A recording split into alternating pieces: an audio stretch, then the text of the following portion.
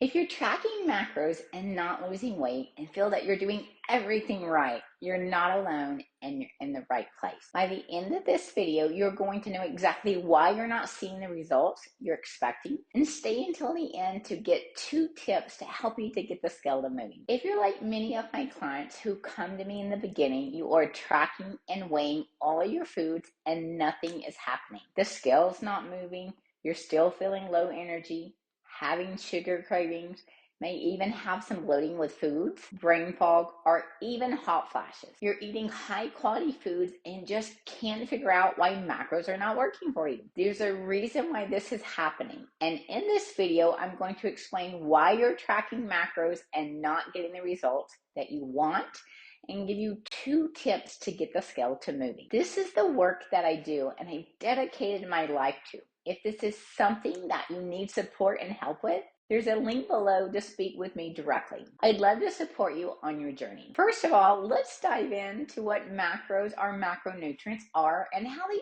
actually work for weight loss to get a basic understanding. Macronutrients are nutrients that the body requires in large amounts to function properly, and they are virtually in everything we eat or drink. There are 3 main macronutrients that we're talking about today, and those are proteins, fats, and carbohydrates. Each macronutrient has a function or many functions in the body, and that is why we need all 3 of the main macronutrients for our bodies to have good women's health and to be able to keep the weight off. Each macronutrient has a huge role in the production of hormones in our bodies. And why is this important? If we are not consuming the right type of protein, fat, or carbohydrate and amount, our bodies are not receiving the right type and amount of nutrients to produce the hormones we need. Hormones like insulin, estrogen, progesterone, testosterone, follicle stimulating hormones, to just name a few. That is when we start to experience the symptoms you may be having, such as low energy, sugar cravings, brain fog, hot flashes, or belly fat. With any of these symptoms, you are experiencing a nutrient deficiency, and that's where proper application of macronutrients can work for you to not only lose the weight but even reverse a lot of these symptoms. I've had clients get off their medications for high blood pressure, diabetes, PCOS, reverse their hot flashes, sugar cravings, and even get their thyroid medications reduced when we were able to get their nutrition balanced for their bodies. What specifically is your biggest struggle right now with macros? What is it that you feel you don't understand or are having issues with right now? Comment down below. I would love to hear from you. Most foods have at least 2 macronutrients. For example, if we were to put an avocado into a food tracking app, we would see that an avocado has all 3 macronutrients: proteins, fats, and carbs. And if we were to put an apple into a food tracking app, we would see that an apple has all 3 macronutrients: proteins, fats, and carbohydrates. What I see often is that ladies are trying to reach their macro numbers with individual foods, and that will never work, because as we just learned, most foods have at least 2 macronutrients in them. We are tracking our foods to learn what macros are actually in the foods that we like. And then over time, we are learning how to put those foods together in a way that will not create a blood sugar insulin spike. An example would be if we ate a cookie alone, even though it fell within our macro count, it still would create a blood sugar insulin spike. Whereas if we put the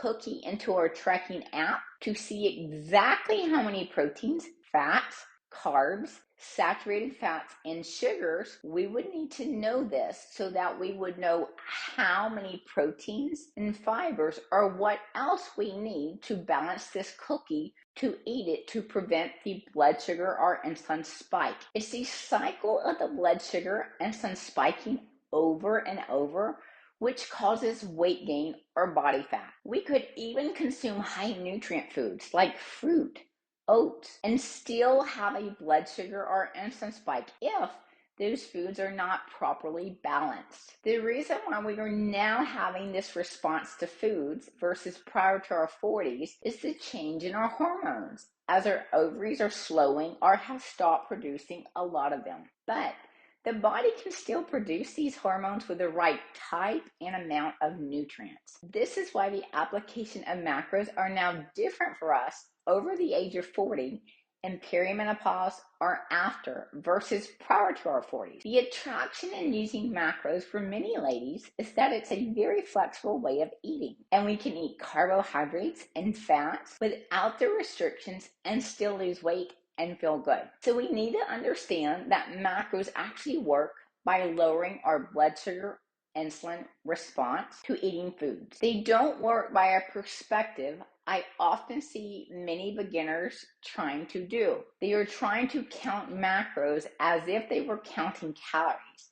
And macros do not work like that for weight loss now in this season of your life. It's based on hormonal balance and not a calorie or even specific macro count. What I mean is many ladies will go online and get a set of macros or calculations for weight loss and then track their foods and try to just aim to reach those numbers. But macros do not work like that for weight loss if we are wanting to keep the weight off in a sustainable way. The goal isn't to meet my macros, but rather balance our meals and use the macro calculation as a guideline only after the scale of balance is learned. Another common mistake I see is that ladies will get their macro calculations and just try to jump to those numbers.